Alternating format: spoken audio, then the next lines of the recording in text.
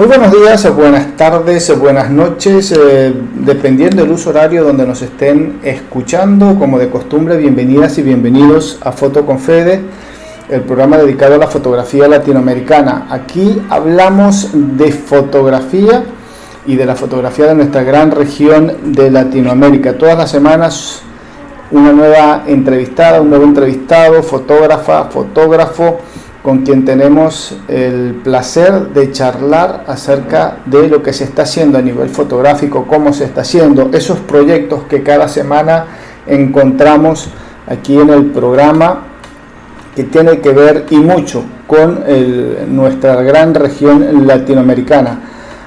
@fotoconfede, nuestra cuenta en Instagram, por allí nos contactan, nos ubican.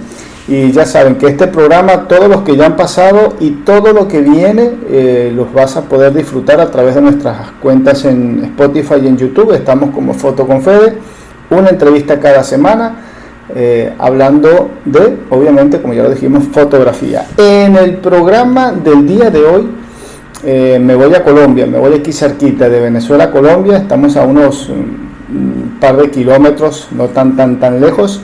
Me voy al vecino país. Hoy me voy a conversar con Víctor Galeano, fotoperiodista de allí en Colombia, con quien tengo el gusto de conversar hoy. Vamos a compartir y conocer su mundo fotográfico. Víctor, muy buenos días al momento de hacer la entrevista. ¿Cómo estás? Hola Fede, muy bien, contento por este espacio. Muchas gracias por la invitación. Bueno, siempre arrancamos más o menos con la misma pregunta para romper el hielo, para iniciar la charla. Estás en el mundo del fotoperiodismo en tu caso. Sé que tenés por allí una agencia bastante interesante, un proyecto con el que arrancaste, pero ¿cómo se llega a la fotografía? ¿Cómo Víctor llega a la fotografía? ¿Y qué es lo que te atrapó, lo que te hizo ese clic para decir fotoperiodismo y no otro género fotográfico, otra tendencia de la fotografía? ¿Cómo es la historia, cómo es este romance tuyo con la fotografía? Bueno, yo llego a la fotografía más por necesidad que por gusto. Es decir, no hubo un primer enganche como, wow, conocí la fotografía y me enamoré de la fotografía, ¿no? Al final la fotografía terminó siendo un recurso más narrativo. Yo estudiaba artes, me dedicaba a las artes y mi fin era pintar, pero también tenía unas inquietudes sociales, políticas, ¿cierto? Como ambientales, tenía como unas necesidades de comunicar, de narrar, de denunciar, ¿cierto? Que estaban más relacionados con lo humano, y en ese orden de ideas, cuando conozco la fotografía, pues me doy cuenta que era una herramienta que me permitía más ejercer ese camino, ¿sí? Me permitía entablar relaciones con el otro, me permitía recorrer territorios, me permitía ser más político que lo que me permitía en ese momento la pintura. Y así yo termino en la fotografía, y así termino en la fotografía documental, o periodística, precisamente por la línea de temas que eran los que a mí me interesaba narrar en ese momento. Haces una fotografía periodística y documental bastante interesante, un tema que allí en Colombia tiene años y años, y hay muchos fotógrafos y muchas fotógrafas con los que hemos tenido la oportunidad de charlar y conversar acá en el programa, que está relacionado a los temas de derechos humanos allí en Colombia, ¿no? Por larga data de historia, que bueno, ya es muy conocido, sobre todo acá en Latinoamérica, ¿no? ¿Cómo va esa historia? ¿Cómo la fotografía en esa línea de tiempo ha ido informando esta historia de derechos humanos en Colombia? ¿Cuál es ese papel tan importante que tiene la fotografía allí en Colombia a la hora de contar este tipo de historias, que no son fáciles de contar y que son muy delicadas, ¿no? Sí, pues yo creo que la principal función es, más que de denuncia, es de memoria.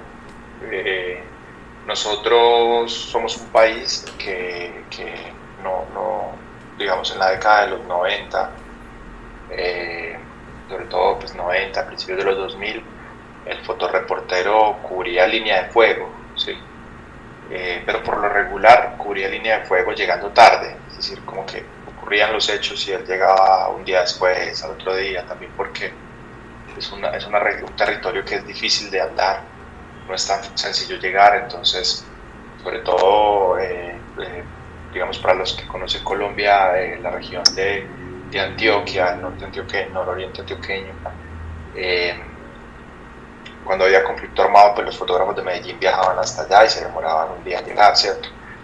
Entonces ha sido muy importante porque nos ha permitido construir memoria de un país violento. Un país violento no solamente del conflicto armado en la montaña, me refiero a grupos guerrilleros, grupos paramilitares, sino un país en general de sangre que es caliente, sí.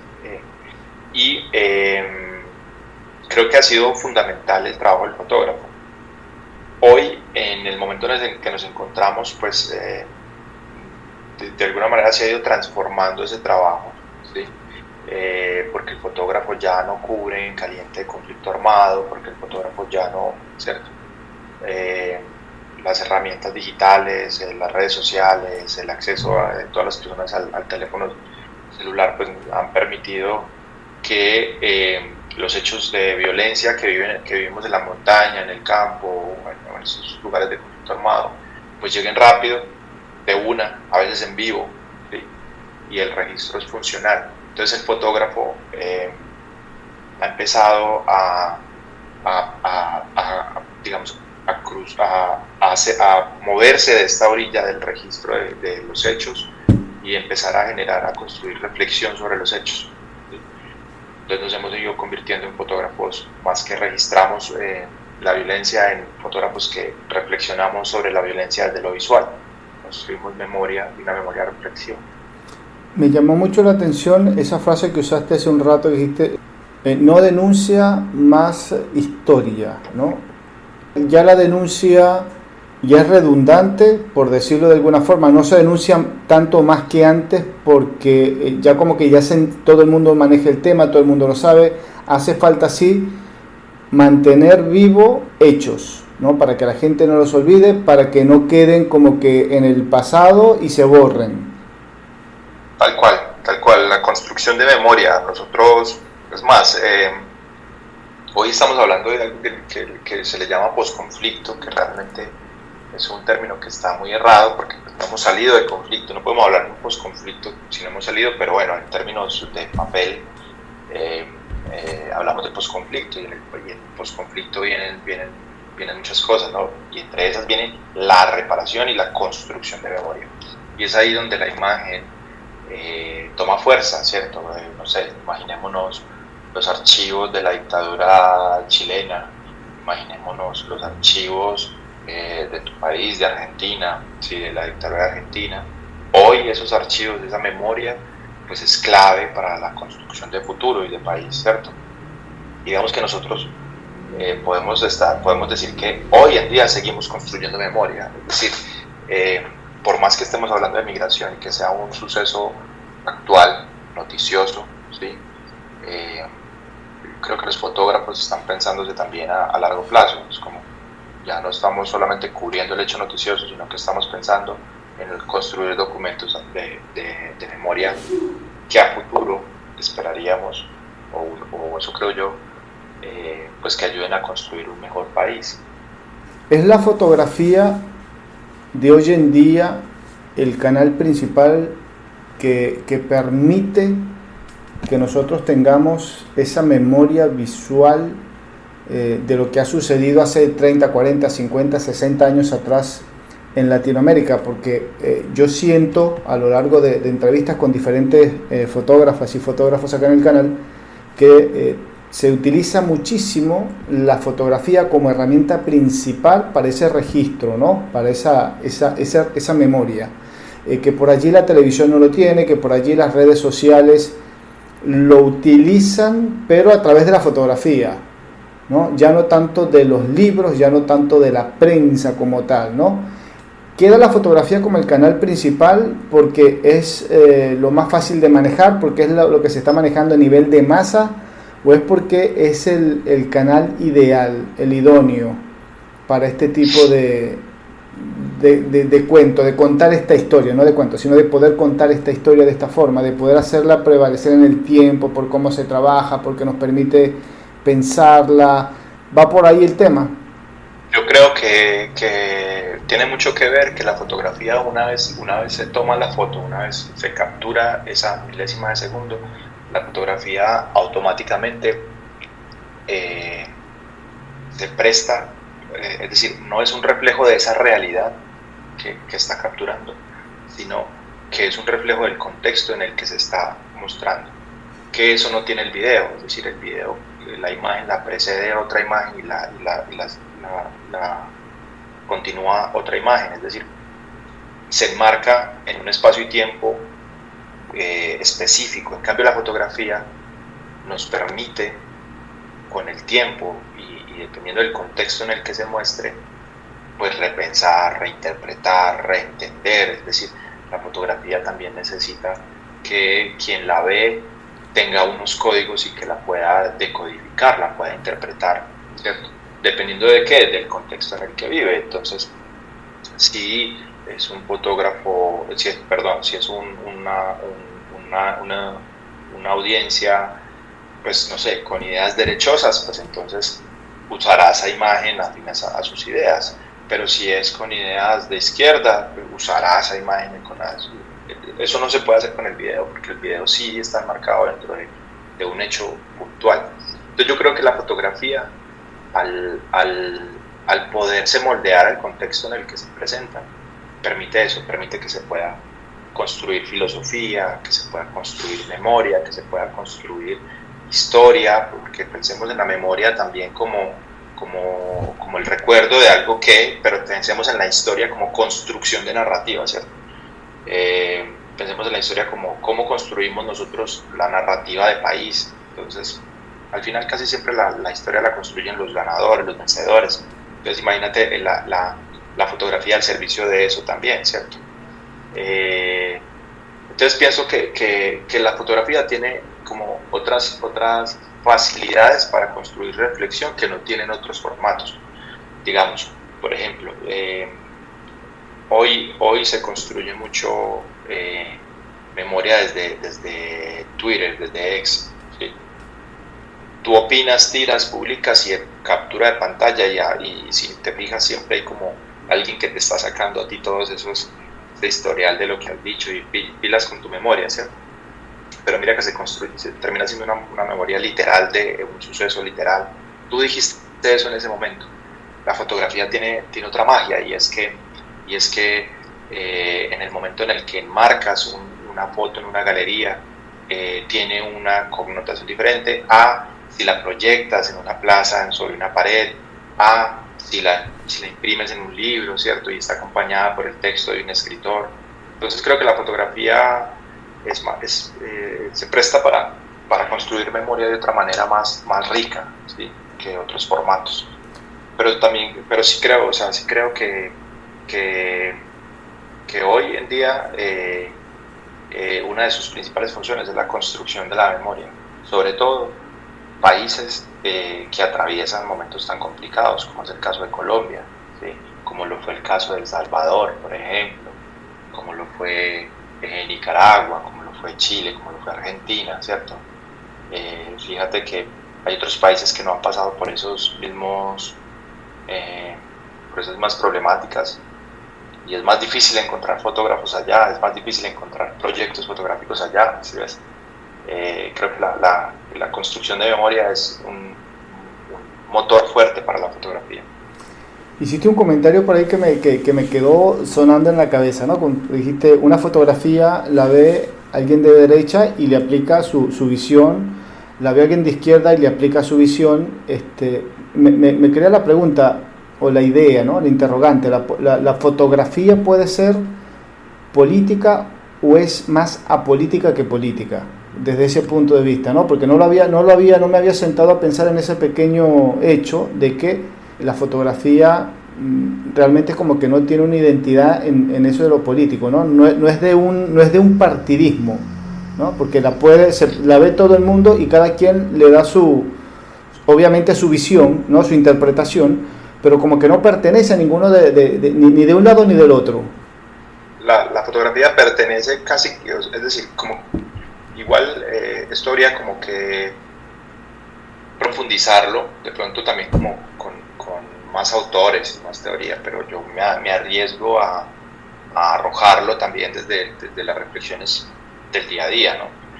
Creo que la fotografía, habría que preguntarse primero a quién pertenece la fotografía, ¿sí? Claro. Al que hace la captura, o al sujeto fotografiado, o a quien la mira, ¿sí? Porque la fotografía jamás está completa, no cumple su función si no es observada. Y en ese orden de ideas, no podemos controlar nosotros como creadores, como fotógrafos, quién la observa y cómo la lee. Exacto.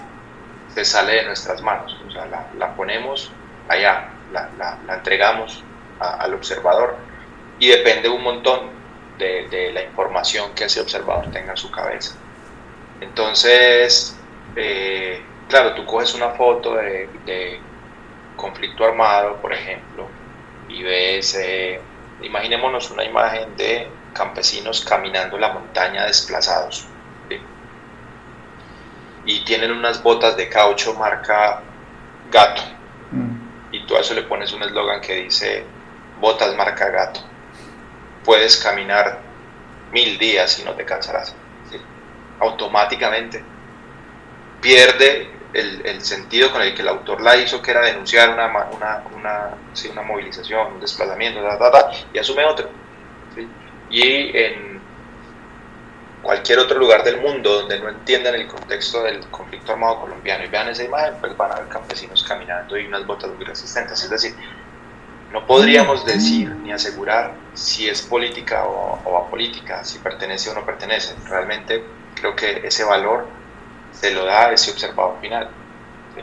Hacemos lo que podemos, y cuando pasan ese tipo de cosas, porque eso suele pasar, por ejemplo, yo hice un trabajo, hice el cubrimiento del primer latinoamericano que tuvo acceso a la eutanasia legal, que fue en Colombia, y una de las fotos, que es el momento en el que él muere y la familia está en el cuarto abrazándose, yo la construyo, la hago pensando en la memoria, y es un trabajo que hago directamente pensando en la memoria de ese momento, porque es histórico y porque va a trascender, y en acompañar a la familia en ese proceso. Tiempo después, una organización cristiana que está en contra de la eutanasia utiliza esa imagen en un eslogan, en una publicidad, que sí, por favor, solo Dios puede quitar la vida, ¿sí? Entonces mira cómo se sale eso de las manos. Algo que yo hice con una intención toma otra. Exacto. Entonces, en ese contexto, claro, es un tema muy interesante para discutirlo, para hablarlo, como bien lo dijiste, con gente que por ahí esté más a fondo con esa idea, pero me quedó mucho ya me quedó la idea en la cabeza para empezar a hacer un proceso de investigación, claro.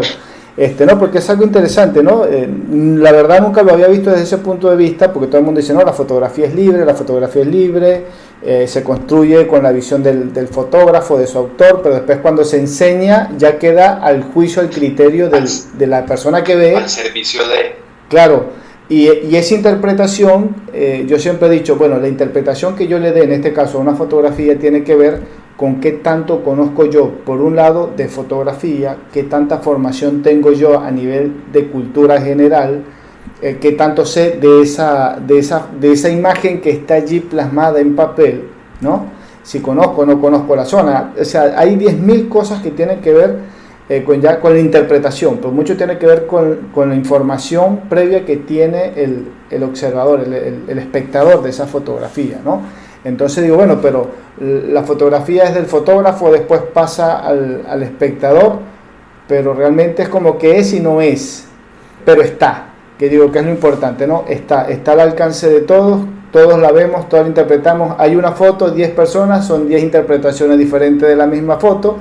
Entonces digo, bueno, es muy cierto, pero digo, y en el tema de lo social, porque el mundo está sectorizado en derecha, izquierda, capitalismo, socialismo, comunismo, etcétera, pero en todos esos ámbitos está la fotografía siempre. Digo, qué interesante. Siempre. Y nadie puede decir o asegurar, no, la fotografía pertenece al capitalismo, por poner un ejemplo, o no, pertenece a la derecha o pertenece a la izquierda, porque en ese sentido es libre, no es de nadie. Pero todo el mundo lo interpreta como su idea, la idea que cada uno tenga, que digo, bueno, pero qué interesante que es todo esto, ¿no? ¿A dónde nos lleva la fotografía? Claro, claro, es que al final la fotografía termina al servicio de quien le hace uso final. A mí hay una cosa que me parece muy impresionante de los estrategas de campañas políticas, sobre todo los que se mueven en unos niveles muy altos de política, ¿no? No sé, caso Trump, caso Obama, caso Un Putin, digámoslo. Clay, sí. Sobre todo pienso mucho en estos personajes que entienden el valor de la imagen. Y llamémoslo imagen, no hablemos de fotografía, sino llamémoslo imagen, porque eso puede venir de una ilustración, puede venir de... Sí, pero es una imagen fija y entienden el valor de la narrativa, ¿cierto? Entienden el valor de construir imagen y cómo utilizar la imagen al servicio de... Esa gente es muy tesa, o sea, entonces podemos construir imagen, podemos construir fotografía, podemos hacerla y le ponemos abajo un copy, ¿cierto? Le ponemos un pie de foto donde escribimos, campesinos caminando, nada, pero al final esta gente tiene la capacidad de coger eso y construir nuevas narrativas a partir de eso. Siempre me pareció que tienen una capacidad admirable, pero también es maquiavélica, es cierto, o sea, admirable por su capacidad, pero pues, al servicio también del mal, de alguna manera. Claro. Y es eso, creo que eso es lo que pasa con la fotografía. A diferencia del video, no puede pasar eso, porque el video tiene audio, porque el video tiene una oración completa, ¿cierto? Tú podrías sacarlo del contexto, no sé, cortar un fragmento e intentar decir que eso ocurrió en otro lado, pero igual siempre va a haber más información alrededor que hace que el usuario o la audiencia o el espectador pues no tenga mucha posibilidad de irse, ¿cierto? Claro, esa secuencia de imágenes que tiene el video no te da esa pausa para pensar lo que estás viendo, sino que te va describiendo algo y vos vas escuchando esa imagen, tal cual, vas escuchando lo que te va diciendo la imagen. No te dejas sentarte a pensar la imagen, porque son muchas y van en movimiento, entonces es otro discurso.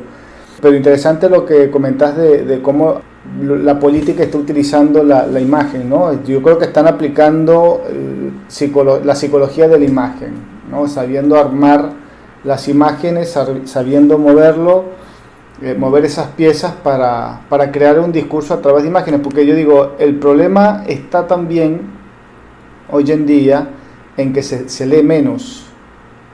Entonces vamos más rápido a las imágenes porque no hay que leer tanto. O sea, por ahí se entiende más rápido una imagen que una lectura de una página, de un libro, ¿no? Entonces digo, bueno, se está yendo mucho también a la imagen o a la fotografía, vamos a decirlo así, porque la fotografía se ve y te atrapa más rápido que la lectura. No hace falta saber leer, por ejemplo, para entender una foto. No necesitamos un lenguaje puntual para leer una foto. La foto que yo veo acá en Venezuela y es la misma foto que se ve en China, y las dos personas sin manejar los mismos lenguajes la podemos entender, cada quien con su visión, pero se entiende la foto. En cambio, si yo tengo un periódico acá, un libro acá en español y lo llevo a China, y en China no se va a entender, y viceversa. Si no sabemos el idioma, pues no hay forma. Pero la fotografía tiene eso. Entonces digo, bueno, qué interesante. De ahí es la idea de que la imagen es un lenguaje universal, ¿cierto? Lo que pasa es que también depende mucho a pesar de ser una imagen, un lenguaje universal, también depende mucho del idioma de cada universo. O sea, ¿a qué voy con esa expresión? Pues que claramente leeremos cosas diferentes, que están condicionadas a nuestro contexto social, político, económico, cultural, ¿cierto? Entenderemos cosas diferentes. Y sí, tal cual. te traigo de vuelta para no ponernos tan filosóficos, porque la verdad de cada fragmento que estamos charlando salen como, qué sé yo, 5 o 6 programas. Una serie. Sí, una serie. Y la verdad son temas para profundizar mucho, que dan, afortunadamente, mira, todo lo rico que tiene la fotografía, ¿no? En 20 minutos, 25 minutos de charla ya tenemos para hacer, qué sé yo, debates y debates acerca de estos aspectos que están inmersos en la fotografía. Por allí no los vemos directamente, yo digo que puede ser por la rutina, por esta vorágine de crear, de buscar siempre nuevas herramientas. Ahora hace poco le estaba charlando con un fotógrafo mexicano, Noel Rojo, nos paseamos un poco por el tema de la influencia de la inteligencia artificial dentro del mundo de las imágenes, esa nueva forma de contar las cosas que por allí nos está haciendo daño, porque no sabemos realmente qué es cierto y qué no es cierto hoy en día. Cada vez estamos cuestionando más la veracidad de una imagen. Es decir, ¿esta foto es real o esta foto es un montaje? ¿Este video es real, esta escena es real o es un montaje? Ya entonces digo que, se lo comentaba a Noel, decía, ya no es sano tener esa visión o estar siempre pensando, ¿será verdad o será mentira? ¿Será verdad o será mentira? Entonces, bueno, en ese mundo de esta nueva forma de lenguaje que algunos le quieren decir que es la inteligencia artificial, yo digo, hay que ver hasta dónde realmente es inteligencia o tiene otro nombre. Yo no lo llamaría inteligencia, porque inteligente no tiene nada, porque ponernos en un plano donde tenemos que desconfiar de todo, yo creo que no es sano, realmente. Sí, aunque yo tengo como... Pienso mucho que el principal problema que podríamos verle a la IA, bueno, eso depende mucho del fotógrafo, ¿cierto? Porque hay fotógrafos que tienen miedo de quedarse sin trabajo. Claro, se entiende, por ejemplo. Se entiende. Sí. En estos días estábamos haciendo un trabajo comercial y necesitamos unas ilustraciones, entonces, bueno, necesitamos una ilustración de un señor que está cultivando fruta y tiene que verse así, y la luz tiene que ser así, asá. Y el diseñador cogió y metió eso ahí en su programa que paga la licencia y le arrojó una foto hecha en IA. Te digo, o sea, yo vi eso y yo entiendo y sé que venimos trabajando con la IA, pero creo que era la primera vez en la que yo realmente veía el resultado en función a algo que yo estaba haciendo. Y cuando vi la imagen dije, wow, se van a quedar sin trabajo los fotógrafos de stock. O sea, los primeros que se van a quedar sin trabajo son los de stock, esos que van y hacen fotos de un montón de cosas porque alguien las puede utilizar en un diseño o en una página web porque el nivel de precisión de la IA es abismal, ¿cierto? Entonces, ¿hay riesgo laboral? Sí, claro, hay riesgo laboral, pero el principal riesgo que muchos vemos es el tema de lo que tú decías, la desinformación, el uso de la información, ¿cierto? Yo recuerdo que cuando Petro, el presidente que tenemos en este momento, queda electo, empiezan a circular un montón de imágenes que decían que Colombia estaba en huelga y regaban por todos lados, ¿sí? Y a mí me llegaban esas imágenes y yo veía eso y decía, wow, ese no es el país en el que yo vivo. O sea, la gente de mi país ni siquiera se veía así. Claro. Ni tienen esa contextura, y mi país no tiene ese clima, y sí, todo era hecho en inteligencia artificial, pero circulaban. Y el que no conoce Colombia, el que no conoce eso que vos decís, en la Colombia de adentro, se come el cuento. Y la misma Colombia de adentro se come el cuento, porque es que el problema es de formación de públicos, y hay que decir una cosa, el público consumidor de fotografía realmente no es mucho, el resto se traga el cuento derecho. Entonces, ¿a qué voy con eso? Si el principal problema que tiene la IA es la desinformación, tenemos que decir que antes de que apareciera la imagen con IA, y no estamos hablando de hace mucho, estamos hablando de hace, no sé, 2 años, por ahí, 3, no sé, o menos, ya existía la desinformación con imágenes reales. ¿Qué ocurría? Lo que veníamos hablando desde el comienzo, descontextualizar la imagen.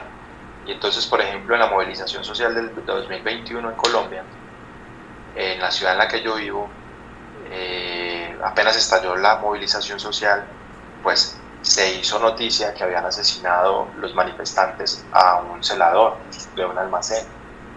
Y eso se convirtió en verdad absoluta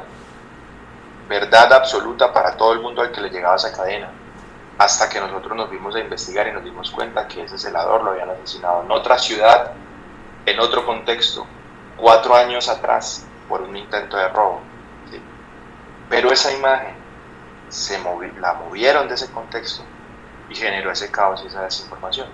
Entonces al final el problema tampoco termina recayendo sobre la inteligencia artificial, termina recayendo sobre las intenciones de la gente y la incredulidad del otro, la incapacidad que tiene el otro para consumir esa información. Entonces podríamos decir que lo que hay es un analfabetismo visual, ¿sí?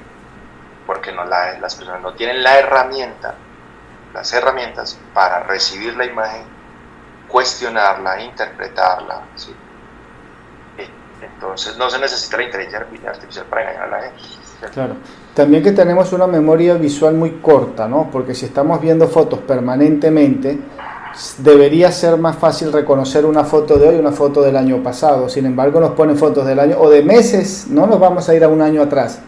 De repente 8 meses atrás nos ponen una foto hoy y nos comemos la historia de que es de hoy, dependiendo del contexto, obviamente, ¿no? Pero, y la intención, pero digo, bueno, pero tan mal estamos viendo que vi una foto de una situación puntual que me impactó, que me interesó, que me llamó la atención de hace 8 o 9 meses atrás, me la ponen hoy y estoy pensando o me dicen que es de hoy y yo sí, esta foto es de hoy. También es eso lo que preocupa, ¿no? Digo, bueno, pero hoy en día que hay tantas imágenes que la gente dice que ve, digo, pero ¿cómo estamos viendo, no? Que es otro tema. Lo que pasa es que ahí estamos dando por sentado que la gente mira, ¿sí?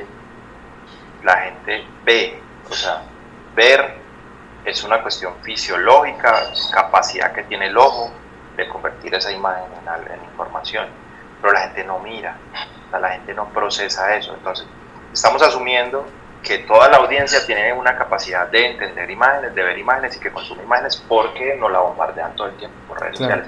Entonces, claro, tú en 15 minutos que le dedicas al Instagram, no sé, estás ahí desocupado, puedes el Instagram y empiezas, scrolleas y en esos 15 minutos, ¿cuántas imágenes consumiste?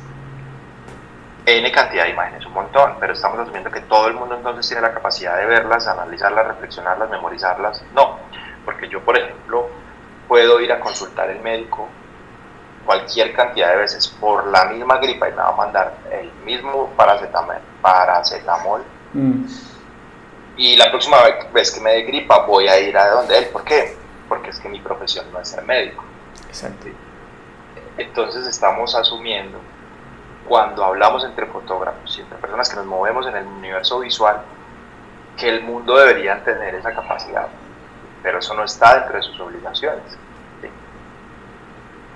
Muy cierto, sí, ese es lo otro que decimos, hace falta más educación visual, educar más al común de la gente para que entienda la nueva fotografía que se está haciendo. Cuando decimos esa nueva fotografía tiene que ver con todo esto de inteligencia artificial, de cómo se manipula, por qué se manipula.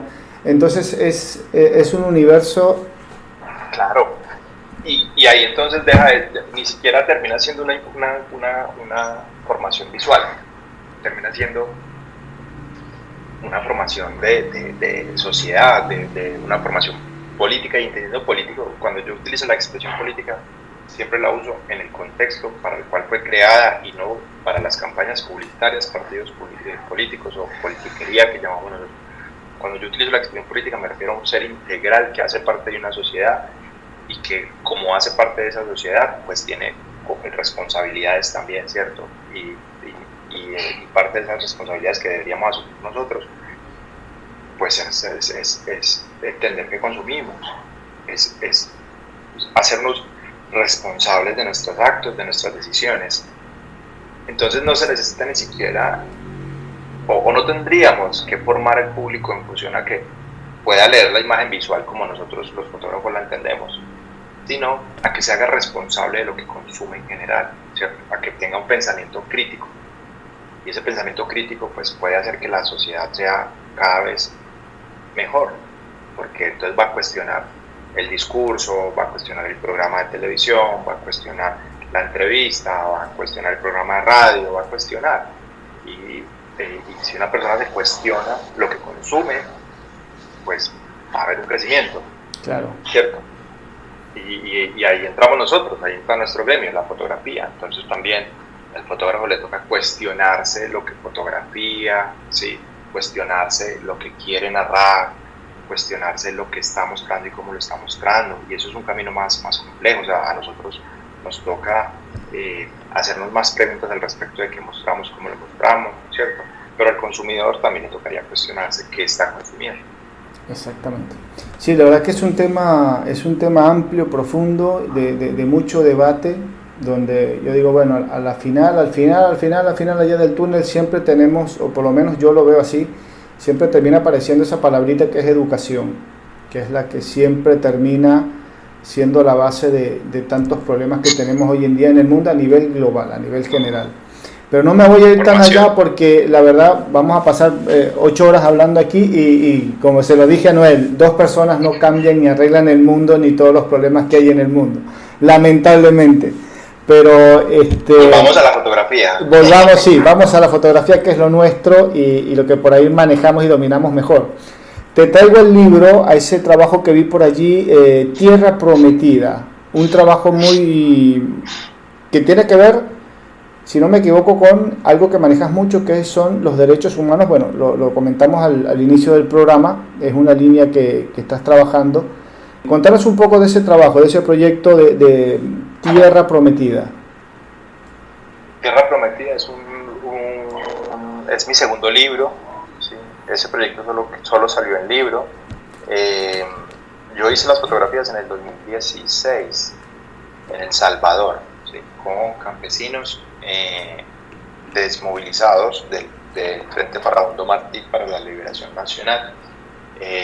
Y eso, digamos, el trabajo se enmarca en un tiempo y un contexto en el que Colombia venía también firmando el acuerdo de paz, venía en el trabajo con el acuerdo de paz. Y yo voy con un proyecto que en su momento se llamaba CUMA, a hacer como todo un registro fotográfico y audiovisual de un arte urbano que se estaba haciendo como en contextos políticos. Antes de eso venía de Honduras, habíamos hecho un trabajo con el Gualcarque, Río Blanco, donde habían asesinado a Berta Cáceres. Entonces el proyecto se movía desde el arte urbano, lo político, lo documental, y hay como un mix de eso. Ese proyecto lo dirigía Simone Fabri, un italiano. Pero entonces cuando yo llego ahí a El Salvador y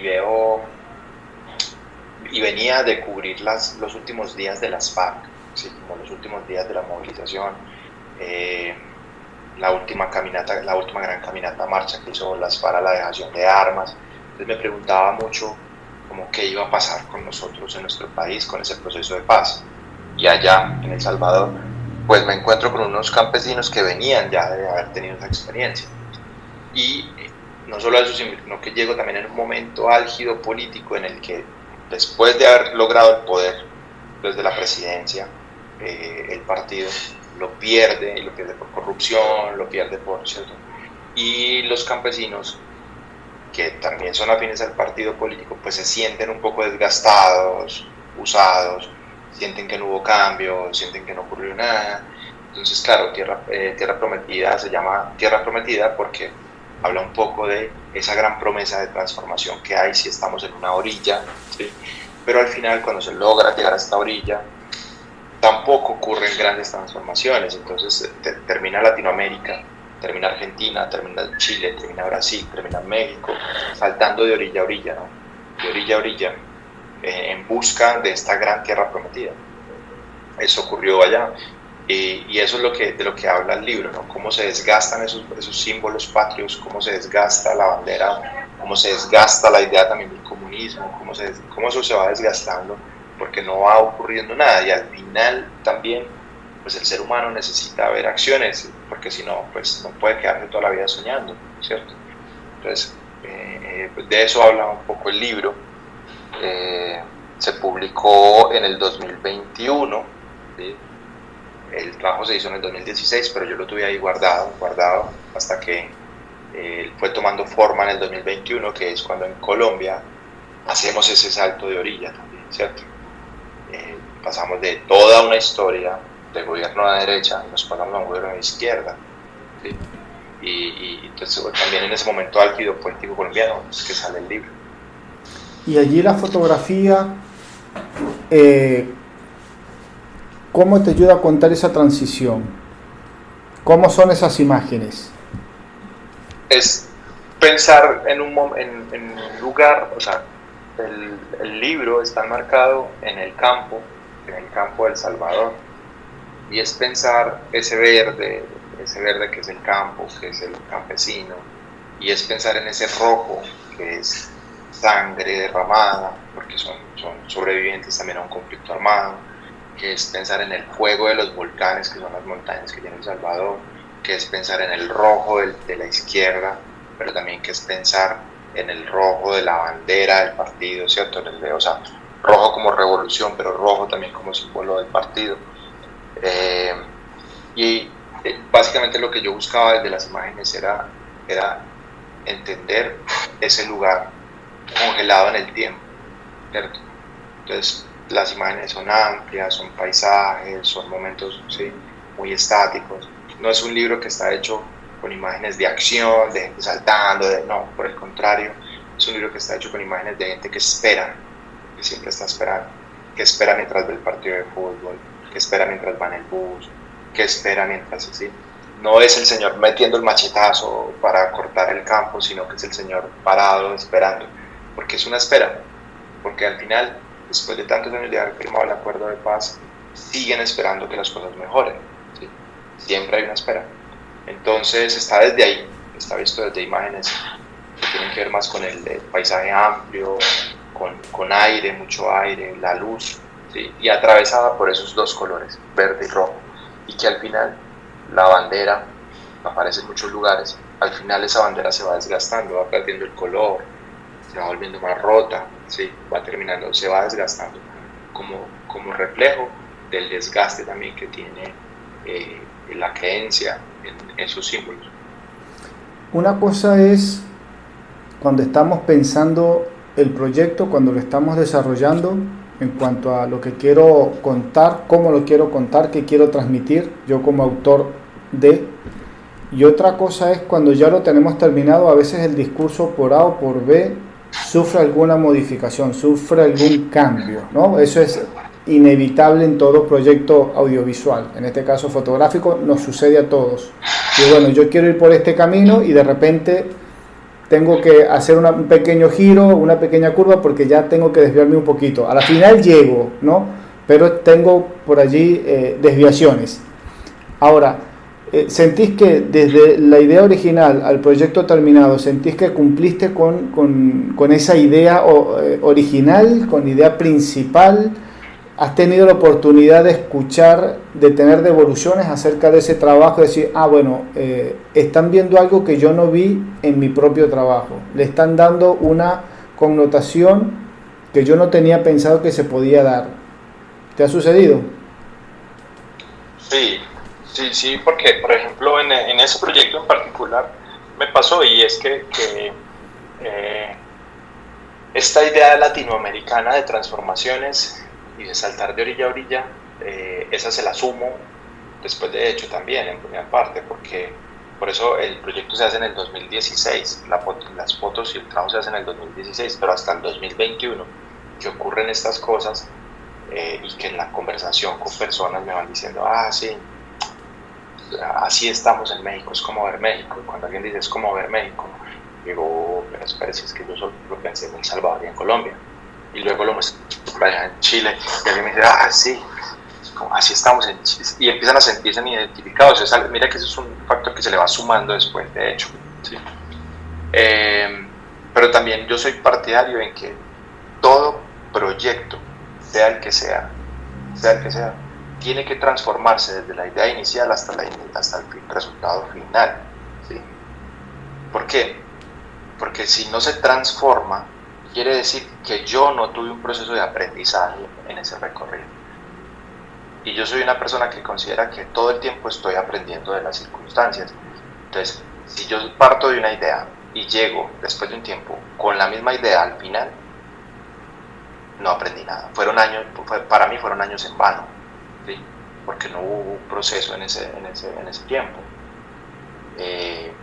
Eso le pasa mucho a los periodistas, sobre todo a los periodistas de ciudad o a los fotógrafos de ciudad, ¿sí?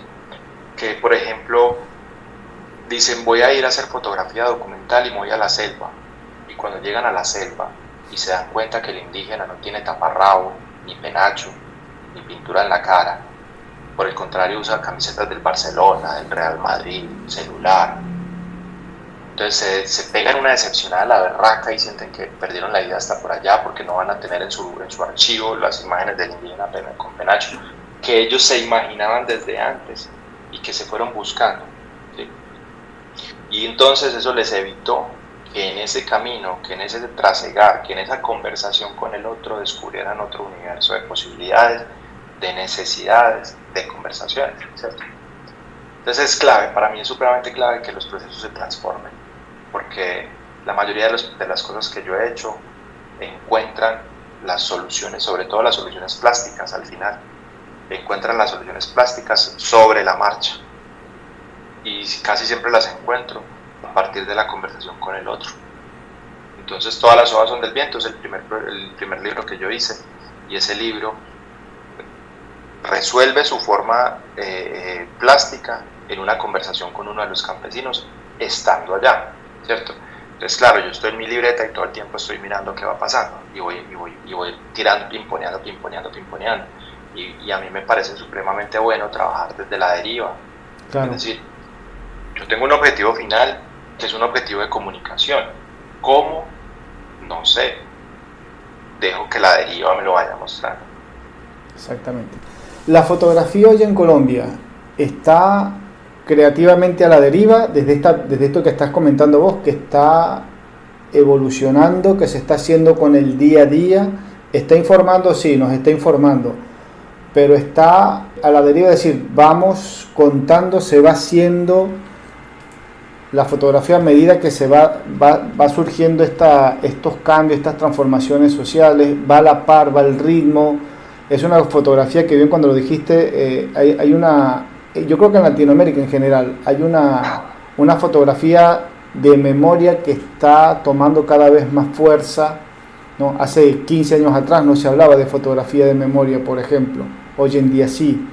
No sé si porque han recrudecido algunos actos sociales, no sé si es porque a través de la fotografía que se le dio un vuelco diferente, porque ya la fotografía de hoy, 2025, no es la fotografía de los 80, por ejemplo, que era una fotografía más social, era lo poquito que habíamos en el periódico y listo, ¿no? Ya hoy hay una fotografía que nos cuenta historias, que nos habla de un pasado, que nos está contando un presente más real a pesar de la inteligencia artificial, pero un presente más real, con hechos más que otros medios o por otras fuentes no nos lo dicen de esa forma, ¿no? Pero esa fotografía allá en Colombia es una fotografía que está así en esa línea de evolución permanente. Sí, yo creo que sí, y también creo que no es una cuestión colombiana, yo creo que eso es como tú lo decías, es una cuestión latinoamericana, de la cual Colombia hace parte. Tiene que ver mucho con las redes, pero cuando hablo de las redes no me refiero a las redes sociales, sino con las redes de conocimiento que podemos entablar hoy en día, que no ocurría hace unos años, ¿cierto? Yo hace poco estaba escribiendo un ensayo donde hacía un paralelo en la fotografía chilena y la fotografía colombiana, la historia de la fotografía chilena y la colombiana. Y claro, la fotografía en cada país hace 20, no, ¿cuál 20? Si estamos en 2025, hace 40, 45 años, surge por necesidades propias de cada lugar, ¿cierto? Entonces en Chile ocurre por la necesidad de, primero, documentar un país, indexarlo, como empieza la fotografía en todo el mundo, la fotografía documental es una necesidad de descubrir el mundo y hacer un inventario de lo que hay en el mundo, ¿cierto? Para llevarle a los blancos en Europa y en Estados Unidos lo que descubrieron allá. lejos de su casa, el riesgo del mundo. Pero luego en Chile entonces toma una fuerza y una necesidad política cuando llega la dictadura. A nosotros nos ocurre algo similar cuando llega el conflicto armado, ¿cierto? Nada más ayer estaba leyendo que nosotros tenemos un fotógrafo icónico, histórico, que se llama Sadi González. Sadi González es un fotógrafo de esos que dejó un documento y muchos se pegaron de ahí, pero Sadi González al final era un fotógrafo de estudio. Sadi González era un fotógrafo que hacía retratos para la cédula, carnetizado, en los años 40. ¿Sí? Y un día aparece un evento que cambia parte de la historia de Colombia 2, que es el Bogotazo. Aparece ese suceso y el man tiene la necesidad de ir a registrarlo a la calle, de registrar asesinatos, incendios, devastaciones, y registra la muerte de Gaitán, quien estaba llamado a ser el candidato que iba a transformar el país. Sadi González termina siendo de los primeros registros periodísticos que se hacen por necesidad, ¿cierto? Entonces, así como en Chile ocurre con la dictadura, acá también, y el conflicto armado se convierte en esa necesidad. Hoy le llamamos memoria porque cuando se fotografió hace en los 90, en los 80, 90, pues no se pensaba en memoria, se pensaba en el día a día, la noticia. Hoy construimos ya, para llamarlo memoria tuvimos que haber pasado todos estos años y entenderlo como memoria, ¿cierto? Pero ¿qué pasa con la fotografía colombiana? La fotografía colombiana, creo yo, que está en un momento muy bacano porque esa apertura a partir de las redes que se han construido le ha permitido a la fotografía colombiana ocupar hoy. También es gracias al conflicto armado, ¿cierto? Que vende, ocupa, pero ha permitido que WordPress fotos colombianos, entonces podemos decir que cada año podemos estar viendo un WordPress foto colombiano. O sea, ¿sí? Nada más este año Santiago Mesa se gana el Luis Balbuena, el Boy Latam, el WordPress foto, y hay otro que se me escapa, famoso, pero se ganó casi todo con el proyecto, ¿cierto? Y entendió el proyecto no desde el registro fotográfico de prensa, de noticias, sino que lo entendió como un proyecto fotográfico documental latinoamericano del lenguaje que estamos hablando hoy en día, ¿cierto? Esa transformación va de la mano con una idea también, de nuevo uso la expresión política, ¿sí? Porque la fotografía latinoamericana se ha replanteado la manera de mirar, ¿sí? De ahí que el WordPress Photo tuviera que separar las regiones y no pudiera juzgar Europa, Asia, África igual que América, porque en algún momento se tuvieron que preguntar, venga, pero es que me están comparando con un fotógrafo que va a Siria, pero es que mis problemas regionales son otros, entonces no son válidos. Tienen que separarlo y eso le da a la fotografía latinoamericana una fuerza impresionante. Y entonces, claro, yo creo que existe un crecimiento, como lo decía al comienzo, las redes, los medios y la facilidad de registrar el día a día va reemplazando la necesidad de un fotógrafo que pueda tomar eso. No sé, hay una, fijémonos en Brasil, hace poco, la masacre en la favela. ¿Sí? A mí me da igual la foto del gran reportero que tomó, donde se ven todos perfectamente alineados, ¿sí? Con la perspectiva, y la señora que se agacha y llora. Esa foto a mí me funciona exactamente igual que la del señor que desde el balcón chismoseó y la tomó y vi exactamente lo mismo, ¿cierto? Cumple la misma función. ¿Cómo eso se le quita ese peso al fotógrafo? Porque ya se puede solucionar de otra manera, el fotógrafo tiene que trabajar a más profundidad, pensarse los proyectos de otra manera, y es ahí donde la fotografía latinoamericana me parece que está cogiendo mucho poder, mucha fuerza, porque los fotógrafos ya se están pensando como proyectos, y proyectos no solamente de denuncia, sino proyectos de opinión. Se quitan ese peso de registrar una realidad y se cargan el peso de opinar sobre una realidad, y opino a través de la fotografía que construyo, ¿cierto? Entonces yo pienso que estamos en un momento bien particular. Claramente todavía tenemos mucho fotógrafo de prensa, los medios siguen trabajando, pero si te fijas, Colombia viene creciendo y vienen saliendo nombres y nombres y nombres, con otro tipo de proyectos muy diferentes. Proyectos más reflexivos, proyectos más profundos, proyectos más comprometidos también, que es algo que reclamaba la misma sociedad, reclamaba que los trabajos no fueran extractivistas, porque nos vamos a criticar un montón que Estados Unidos viene y nos saquea las tierras, que los españoles vienen y nos saquean las tierras, y entonces nosotros con la cámara vamos a ir a saquear también los territorios en los que trabajamos. Entonces mira que la fotografía también va cogiendo todo eso. Y eso es una red latinoamericana, es un discurso latinoamericano que se viene construyendo hace más de una década y se ha ido trabajando y vamos a ir en buen camino.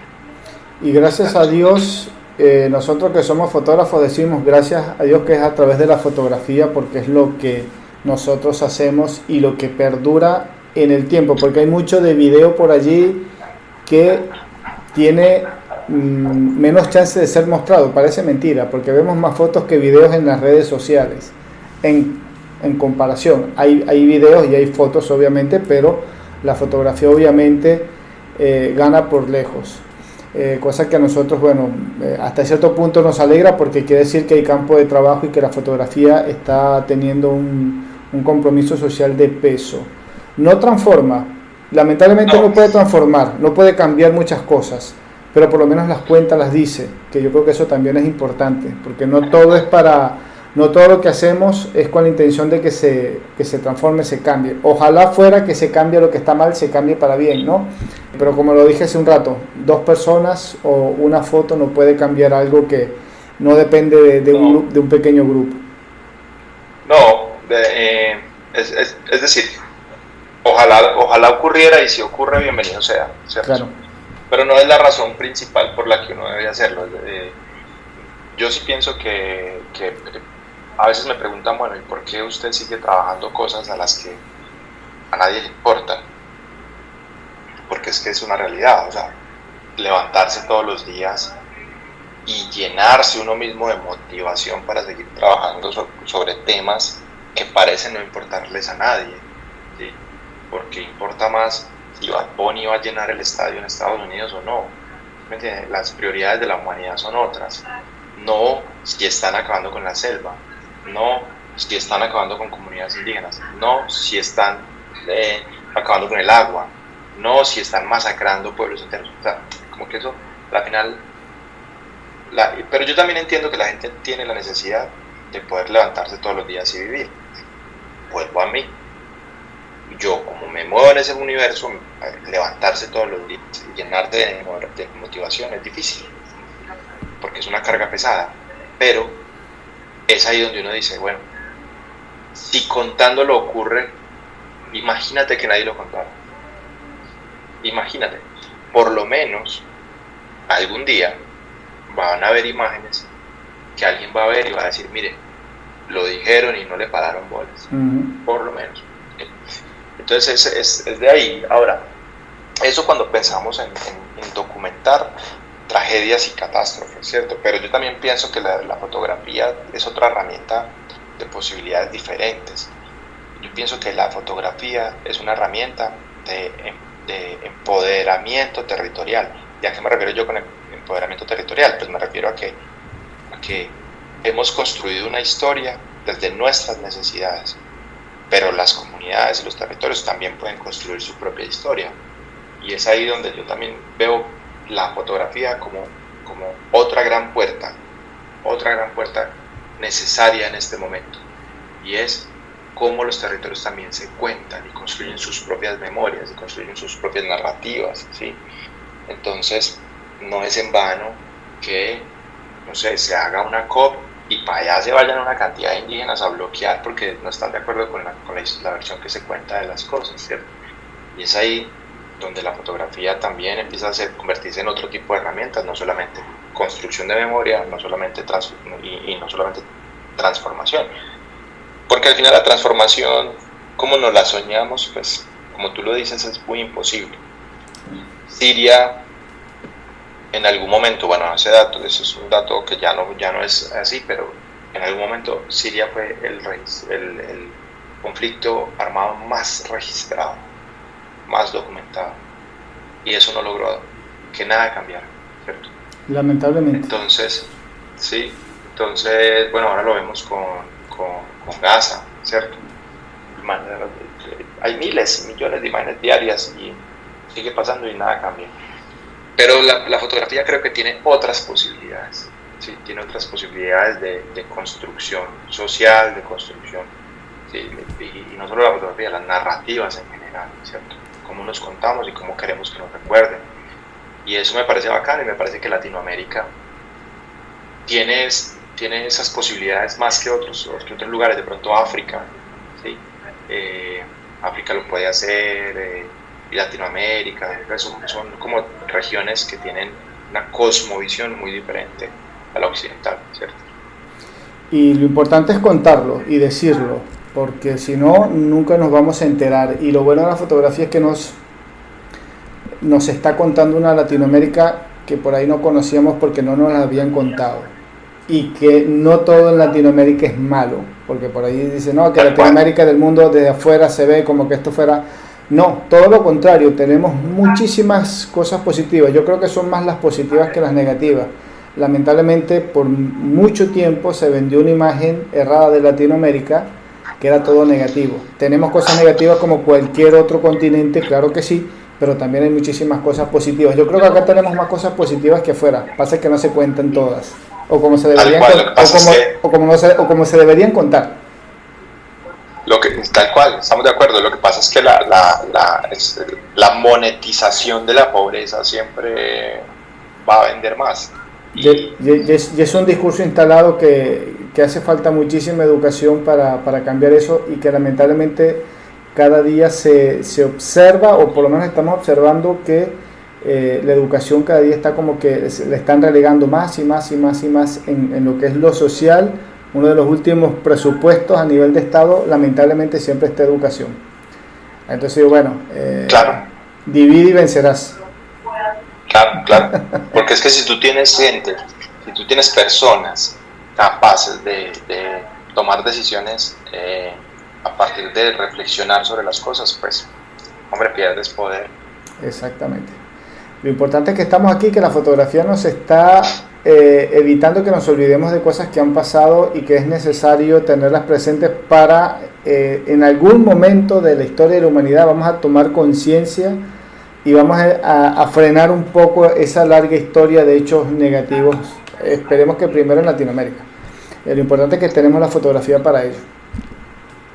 Y hay que seguir haciendo imágenes, y hay que seguir construyendo, y hay que seguir opinando también. Yo creo que es muy importante de correrse de esa idea de registrar, de registrar imparcialmente el mundo y la realidad, pues porque ni la realidad ni la imparcialidad son reales. Valga la realidad no es real,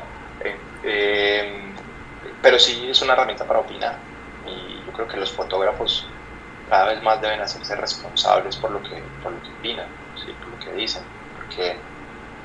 porque tirar una imagen, lanzar imágenes por sí solas, pues también puede ser un acto irresponsable. Exactamente. Víctor, no te quiero robar más tiempo porque ya pasamos los 45 minutos aproximados de entrevista. Sé que estás en otras actividades también. Para las personas que te quieren contactar, que por allí se interesan en seguirte, en ver tu trabajo, por allí decirme, yo tengo un proyecto parecido al tuyo con Tierra Prometida, necesito una orientación, una guía, qué sé yo, quieren charlar, o por ahí invitarte a algún evento fotográfico dentro o fuera de Colombia, no lo sabemos. ¿Por dónde te contactan? Sí, no, muy chévere, porque a mí realmente me gusta un montón como poder compartir con otros cosas, ¿no? Y soy muy dado a que si alguien necesita algo y lo puedo ayudar, lo ayudo. A veces me demoro, pero pues tiene que ver más como que uno se ocupa. Pero si me quieren contactar, Instagram es el medio realmente que uso. Solo uso ese. Tengo Facebook, pero nunca entro, y Twitter o X lo cerré por una cuestión de salud mental. Entonces solo uso Instagram, y es @VictorGaleano_, y por ahí me escriben si necesitan algo o si quieren conversar, y podemos mirar las cosas y hablar de fotografía. y de conversar y de hablar. En otro momento nos vamos a volver a encontrar, seguro que sí, para seguir esta charla, porque de acá quedó mucha tela que cortar.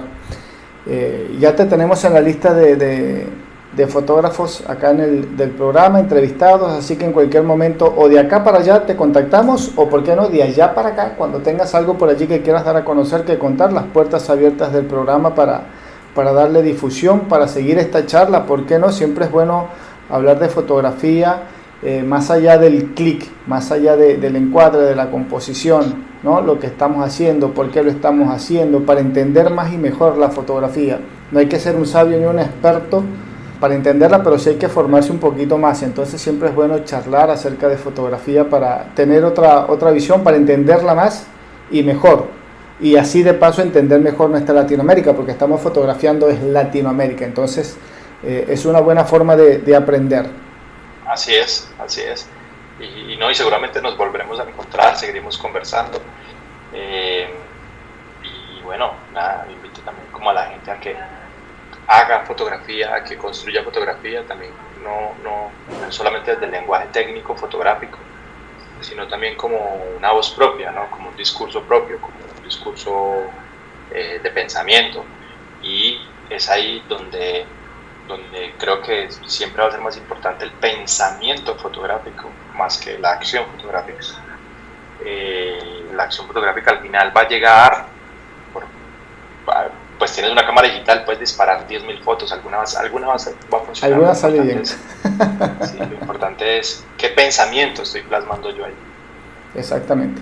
Bueno, Víctor, muchísimas gracias por esta horita de programa, por dejarnos entrar en tu mundo, en tu fotografía, y esperemos encontrarnos nuevamente, que sea lo que resta de año, que sea un buen año, y que el año que viene arranque con todo, con buenos proyectos, con ideas para un futuro libro. El libro o los libros, mejor dicho, porque tenés 2 libros. ¿Hay alguna forma? Tres libros. El último lo publicamos hace 4 meses. Ahí está. ¿Por dónde los podemos encontrar? Por allí alguien que nos está escuchando en Colombia que dice, bueno, voy a investigar a ver si los puedo ubicar, cómo se hace. Y si estamos fuera de Colombia, pues también si hay alguna posibilidad. Por ahí mismo, por Instagram. Yo respondo todo por Instagram.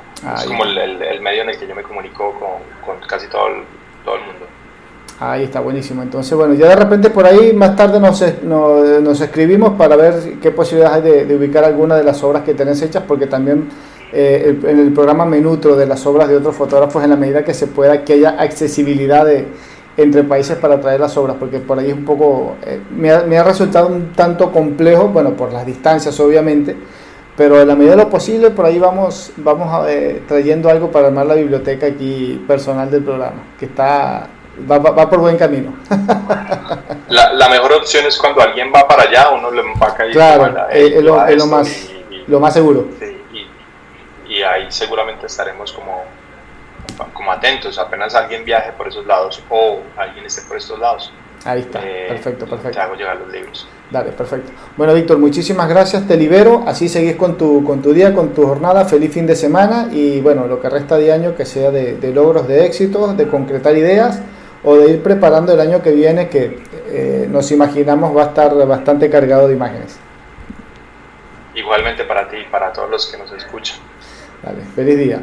Bien, escuchábamos allí a Víctor Galeano, fotógrafo colombiano, fotoperiodista y fotógrafo documental. Con él estuvimos charlando esta tarde a la hora de hacer el programa. Recuerden @fotoconfede nuestra cuenta en Instagram. El programa lo vas a escuchar y todos los que pasaron y todo lo que viene, y estamos preparando la 7ª temporada de Foto con Fede. Esto sigue. Los programas los escuchas por nuestras plataformas de Spotify y de YouTube. Estamos como Foto con Fede. Una entrevista cada semana hablando acerca de fotografía y fotografía latinoamericana puntualmente. Federico Murúa se despide. Nos encontramos la próxima semana. Chau, chau.